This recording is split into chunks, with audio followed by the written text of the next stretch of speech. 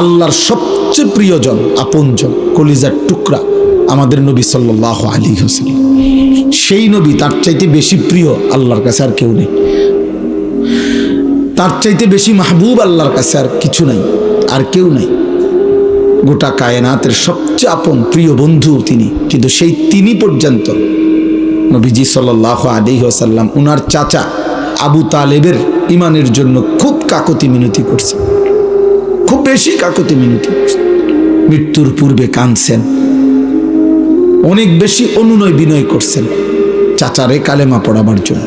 আবু তালেবকে কুল লা ইলাহা ইল্লাল্লাহ কালিমাতান আশহাদু লাকা বিহা ইনদাল্লাহ, বুখারী riwayat। আল্লাহর নবী সাল্লাল্লাহু আলাইহি সাল্লাম চাচাকে বলছেন মৃত্যুর পূর্বে, কার চাচা একটাবার শুধু কালেমাটা পড়েন, একবার শুধু পড়ে দিলে কিয়ামতের দিন এই কালেমা নিয়ে আমি আপনার পক্ষে আল্লাহর কাছে সাক্ষ্য দেব। একটাবার বলেন, একটাবার। কিন্তু আসমানওয়ালা রব আল্লাহ তাআলা বলছে, বন্ধু আপনি আমার সবচেয়ে প্রিয়জন, আপনি আমার কলিজার টুকরা, সব ঠিক আছে, কিন্তু আমি ফায়সালা নিছি ওর ঈমান দেব না। দেব না তো দেবই না। আপনার হাতও আমি ফিরাই দিলাম, আপনার জবানও ফিরাই দিলাম। হাত্তা মাতা, আবু তালেবের মৃত্যু হইল কালেমা ছাড়া। তাহলে রাসূলুল্লাহ সাল্লাল্লাহু আলাইহি সাল্লামের চাইতে দামি আর কি? তিনি এত কাকুতি মিনতি করার পরেও আল্লাহ যাকে বলছে দেবে না, তার জন্য নবী পর্যন্ত ঈমান নিতে পারেনি। হযরত ইব্রাহিম আলাইহিস সালাম উনি কি পরিমাণ কাকুতি মিনতি করছে, ওনার আব্বা মূর্তি পূজক আজর ওনার কালেমা পড়াইতে পারে নাই। আল্লাহ বলছে না, দেব না। অথচ ইব্রাহিমকেও বলছে আল্লাহ আপনিও আমার খলিল, ইব্রাহিম তুমিও আমার বন্ধু, বন্ধু ঠিক আছে, ঈমান দেব না তোমার আব্বারে। দেয় নাই তো দেয় নাই।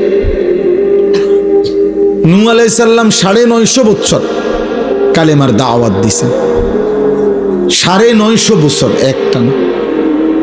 আজ আমাদের ওয়াজের বয়স 21 বছর আমার, এখন আর ক্লান্তিতে শরীর চলে না, কোনোভাবেই আর জান চলে না। মানে মাঝে মাঝে মন চায় রাস্তায় শুয়ে যাই, ক্লান্তিতে আর ভাল লাগে না কোনো কিছুই। খানা, খাদ্য, ঘুম তৃপ্তির সাথে কুলাইতারি না এখন আর।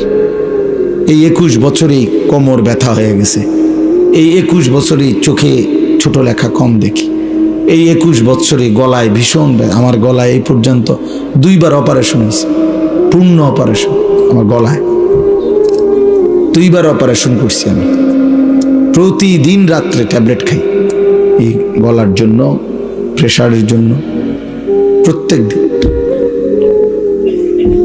তাইলে ভাই 950 বছর এবার যিনি দিবা নিশি আল্লাহর কথা বলছে, কি মেহনত করছেন, কি ধৈর্য আল্লাহ ওনারে দিছেন, কি পরিমাণ সবর উনি করছেন। 950 বছর কি খামখেয়ালি কথা?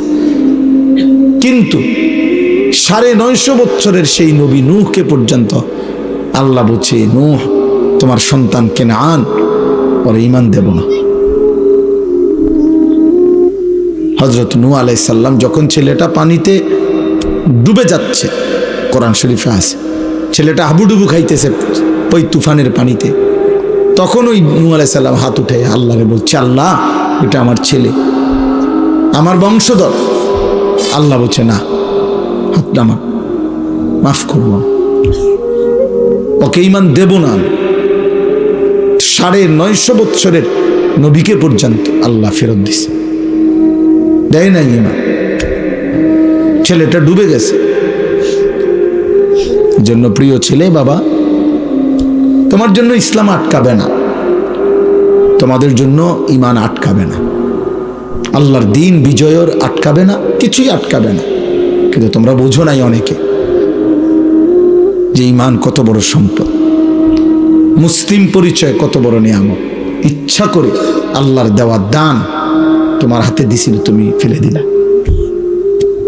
তুমি চুল, চেহারা, লিবাস, পোশাক, আখলাক, চরিত্র, অসভ্যতা, নোংরামি, উলঙ্গতা, বেহায়াপনা জিনা, ব্যভিচার, মদ, জুয়া, অশ্লীল ছবি, নারী, এক ওয়াক্ত নামাজ না পড়ে সেজদাবিহীন চেহারা দিয়ে তুমি প্রত্যাখ্যান করলা, আল্লাহকে ফিরাই দিলা, তোমার কালেমা তুমি নাও। তুমি দিলা কেন আমার মুসলমান পরিচয়? আমার এটা ভাল লাগে না। বেঈমান আমার পছন্দ, মুশরিক আমার পছন্দ, সিনেমার নর্তকী আমার পছন্দ। মনে রাখো আব্বা, কোরআনুল কারীমের মধ্যে আল্লাহ তাআলা স্পষ্ট ফয়সালা দিছে। আল্লাহ তাআলা বলছেন, পরিষ্কার আল্লাহর সিদ্ধান্ত,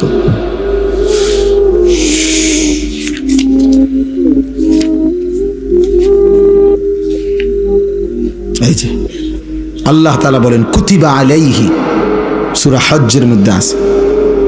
আল্লাহ বলেন এটা আমি আল্লাহ তাআলার ফয়সালা, সিদ্ধান্ত করে দিলাম, লিখে দিলাম। কুতিবা, আমি আল্লাহ লিখে দিলাম, আন্নাহু মান তাওয়াল্লাহু, যে শয়তানের পথ অনুসরণ করবে, বন্ধু বানাবে শয়তানের পথকে, ফাআন্নাহু ইউদিল্লুহু, নিশ্চিত আমি আল্লাহ লিখে দিলাম সে তোমাকে গোমরাহ, পথভ্রষ্ট করবে। ওয়াহদিহি ইলা আযাবিস সাঈর, এবং অচিরেই এই শয়তানের পথ, শয়তান তোমাকে জাহান্নামের আযাবে পৌঁছিয়ে দেবে। অতএব ছেলেরা, বাবা, ইদানিংকালে তোমরা অল্প বয়সে নিজেকে অনেক চালাক মনে করো।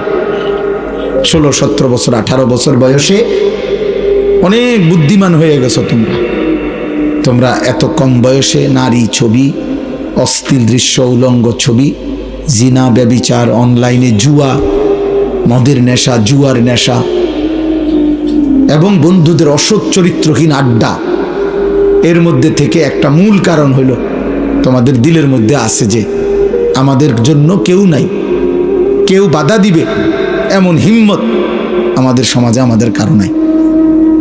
মা, বাবা, আত্মীয় স্বজন, ওই যে দেখেন, ওই বেয়াদব দেখেন, এই যে বেয়াদব, এই দেখেন 2 বেয়াদব, যাও দুনো বেয়াদব উঠে যাও, কানটা ধরে উঠায় দাও,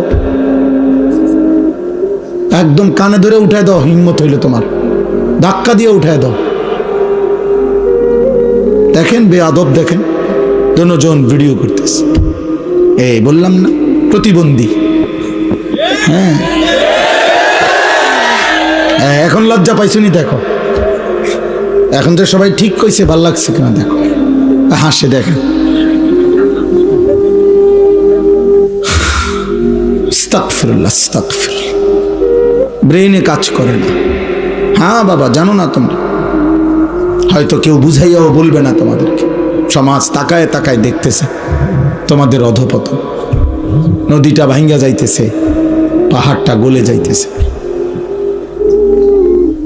ভবনটা ধসে পড়তেছে, মুসলমানের একটা সন্তান 16 বছরের নষ্ট হয়ে যাচ্ছে, এই সমাজ তাকায় তাকায় দেখতেছে।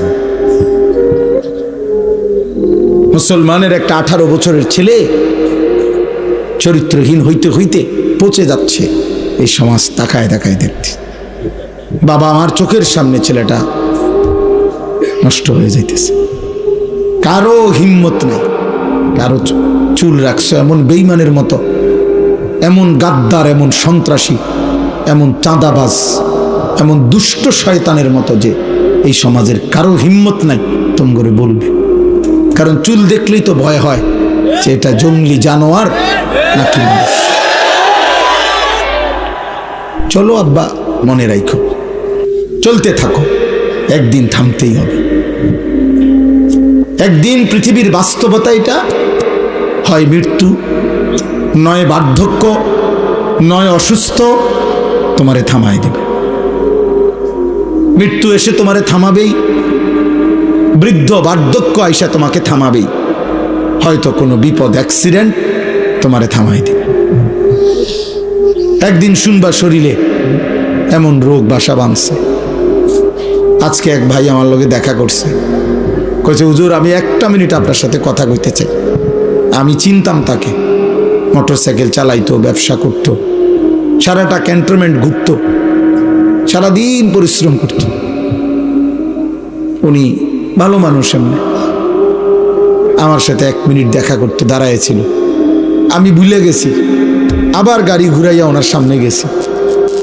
বললাম কি সে ভাই? কয় চেহারাটার দিকে তাকাইয়া বলল যে হুজুর আমি মনে হয় আর বেশি দিন বাঁচবো না, আমার এমন মারাত্মক রোগ হয়েছে যে আর বেশি। উনি একটা কাগজ দিছে, আমার ছেলে মেয়েগুলোর নাম আপনার কাছে দিলাম, আপনি একটু দোয়া করেন।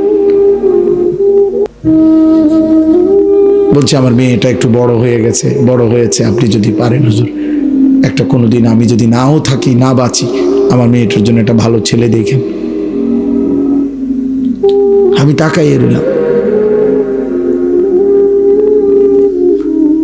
এই জন্য দোস্ত থামাই দিবে তোমারে, প্রতিদিন কেউ না কেউ থেমে যাচ্ছে।